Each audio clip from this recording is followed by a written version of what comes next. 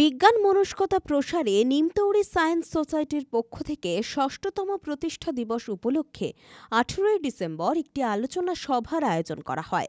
ঘরোয়া এই আলোচনা সভায় বক্তব্য রাখেন ব্রেকথ্রু সায়েন্স সোসাইটির সম্পাদক মণ্ডলীর সদস্য সিদ্ধার্থ শঙ্কর রায়, সোসাইটির সম্পাদক প্রদীপ মাইতি, শিক্ষক পণ্ডিত জানা, সুব্রত জানা সহ অন্যান্যরা।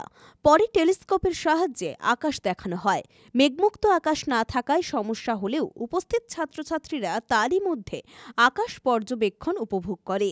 আজকে আমরা এখানে ব্রেকথ্রু সায়েন্স সোসাইটি অনুমোদিত নিমতৌড়ি সায়েন্স সোসাইটির পক্ষ থেকে একটি আলোচনা সভা, সেই সঙ্গে আজকে টেলিস্কোপ সহযোগে আকাশ পর্যবেক্ষণের ব্যবস্থা রেখেছিলাম। আজকের দিনে বিজ্ঞান মনস্কতা ছাত্রছাত্রীদের মধ্যে নিয়ে যাওয়ার জন্য আজকে এখানে একটি আলোচনা সভা ৩টে থেকে ছিল। সেখানে মোটামুটি ৩০-৪০ জন ছাত্রছাত্রী, অভিভাবক, বিজ্ঞান অনুরাগী মানুষজন উপস্থিত ছিলেন।